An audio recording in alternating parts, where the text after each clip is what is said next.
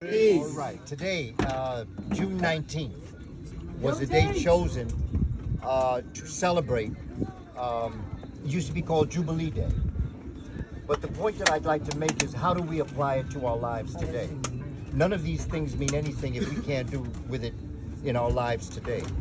Juneteenth was celebrated as of June 19th. That's where Juneteenth comes from the date June 19th. And it came through Texas.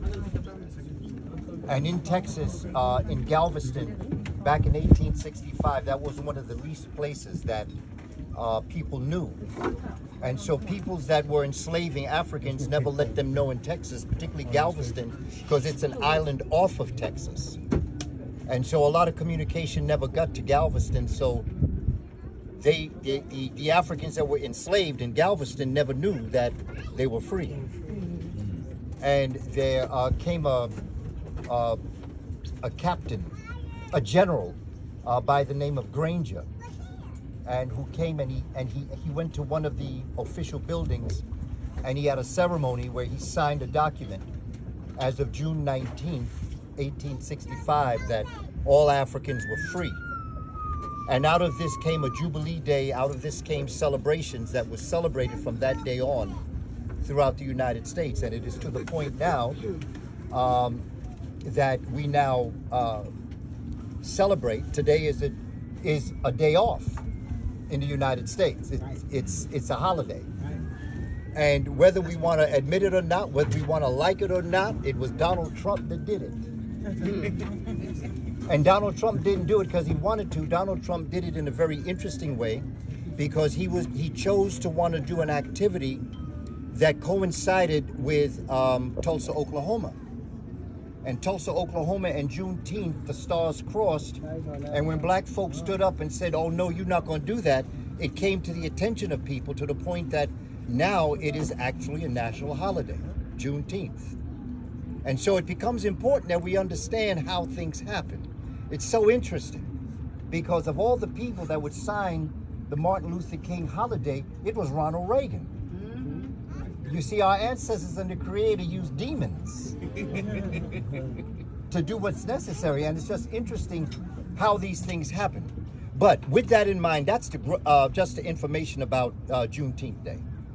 It was signed in, all Africans were free, so supposedly as of June 19th, 1865. But what does it apply to us today? How does it apply to you? How does it apply to the young people?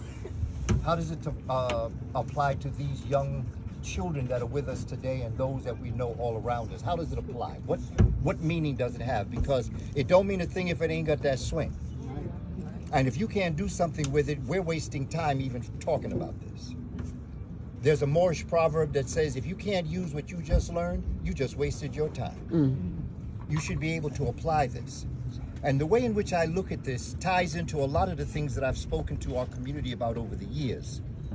And the bottom line is, I liken Juneteenth and the understanding of what Juneteenth is to the Wizard of Oz, where there's a scarecrow who wants a brain. There's a tin man that wants a heart. There's a lion that wants courage. And there's a little girl that all she want to do is go home. And so they search for the wizard, who lives in Emerald City, a green city, a city of resurrection. And so they eventually get to the wiz, but the wizard says, "No, you got to prove yourself." And so the wizard, being smart, knows that the only enemy that he has is a witch. And so he says, "Okay, will you bring me her broom that'll prove that she is no longer in existence?" And so that's, the story goes, they eventually get the broom and they bring it back to the wizard. And the scarecrow says, "Well, what about my brain?" And the wizard says, "Well, you're the one that figured out the plan. So you have a plan. And you have a brain."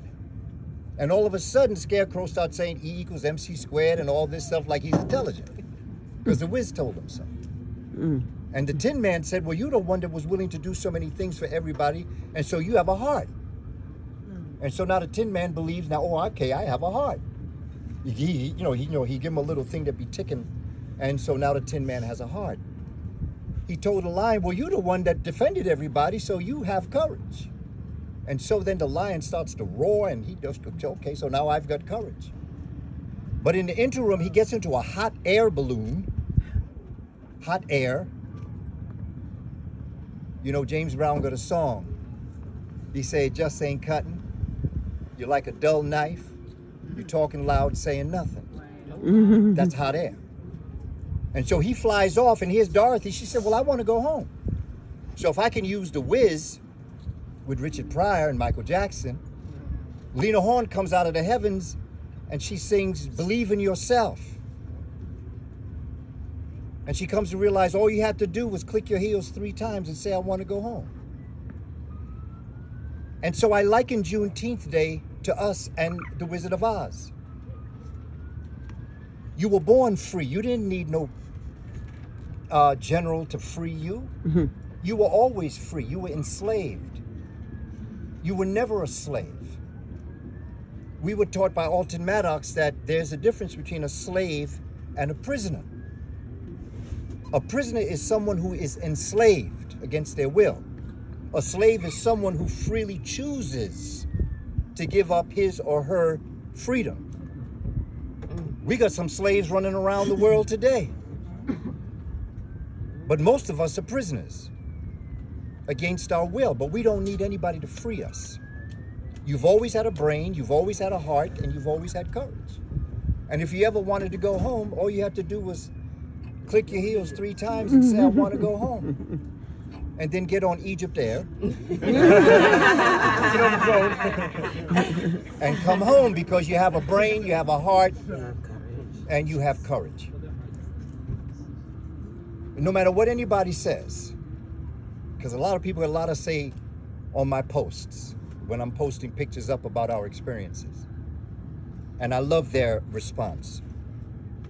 Because the more you got something to say, the more I realize I'm on the right track. The closer you get to the Creator, the closer the devil will get to you. So Juneteenth represents to me a day that reminds us that we have always been free, we have always been intelligent, we have always had a heart, and we have always had courage. And all we have to do is click our heels 3 times and say we want to go home. And this is what we have to teach our children. You're already home. You're in the cosmos. And being in the cosmos, you're home. It doesn't make a difference where you are. And so as we celebrate Juneteenth Day and our ancestors and those that did so much, I just want to leave you with this thought. Heka is a word that comes to us, which in English, the closest thing that they try to tell us is it means magic. But magic is sleight of hand. It's a game. Heka is the will. This is what the Honorable Marcus Mosiah Garvey meant when he said, up you mighty race, you will accomplish what you will. Our ancestors on the plantation willed their freedom. Correct. And they knew that they might not live to see it, but they knew that if they just kept on keeping on, one day, someday, somebody would be free. And I can't help but think what they went through. And when I wake up some mornings and I think I'm having a hard time, I wake up and I apologize for ever thinking compared to what our ancestors went through. When you study our history and what we've gone through as a people. And they just kept on keeping on, and we have to keep on keeping on. If they can do that then, we can do this now. And it's just important that this is what we apply to Juneteenth. Our ancestors came to a realization that they were free.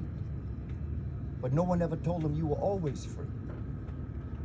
And I'm telling you that you're free.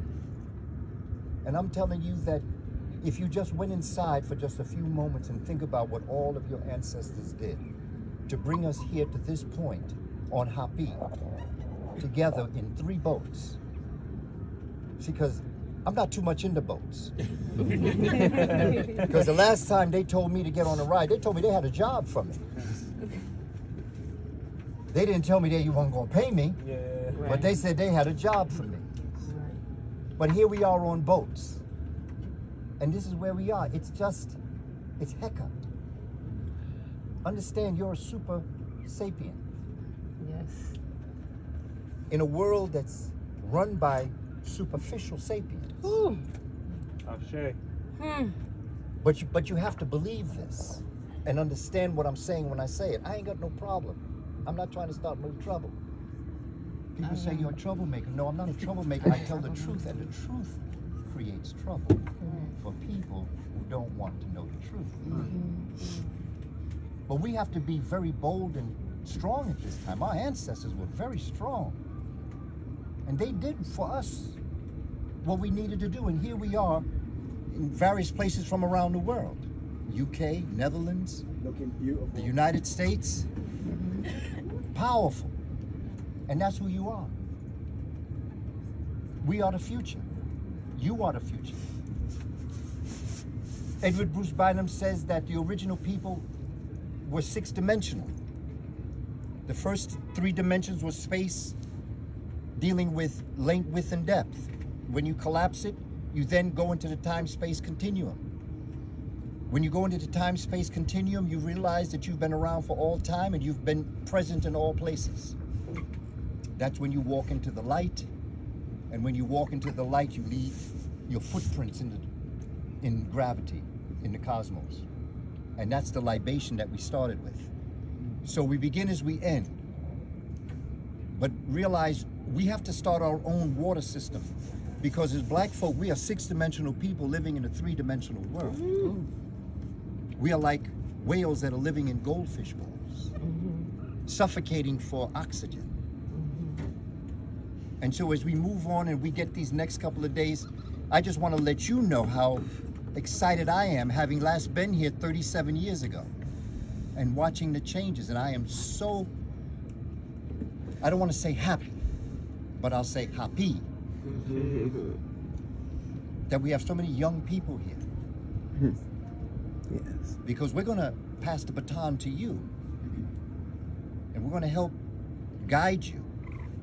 As the songs say, it's the wisdom of the elder and the energy of the younger. We ain't got time to play anymore. Our children need us. And so, in honor of Juneteenth, we honor all our ancestors that went through what they went through, knowing that they would never be free. But when they dreamed of freedom for them, they really were manifesting us. They were bringing us into existence. And here we are. So what do you want to manifest? What do you see? What do you want? Because today's science fiction is going to be the world's facts tomorrow. And I say, up you mighty race, you will accomplish what you will. By any means necessary. By any means We necessary. are going to make the promised land. Have no fear for atomic energy, because none of them can stop the time. Yes. Because old pirates, yes, they Rabbi, and they sold I to the merchant ships. Minutes after they took I from the bottomless pit. But my hand was made strong by the hand of the Almighty. We are forward this generation triumphantly. So won't you help to sing these redemption songs, these resurrection songs? These songs are freedom. Emancipate yourselves from mental slavery, because none but yourselves can free your mind. Yes. Powers. Have no fear for atomic energy, because none of them can stop the time. How long shall they kill us while we stand aside and look? Some say it's just a part of it. We've got to fulfill the book. So won't you help to sing Marcus Garvey's songs of freedom? Up, you mighty race, you will accomplish what you will. Martin Luther King, we shall overcome by any means necessary. Because no one can curse who Jah has blessed. Correct. And the fact that we're here on Happy, okay? The fact that we're here, no man can curse who Jah has blessed. No man. So we're here. We're here. Hotep family. Thanks, Baba.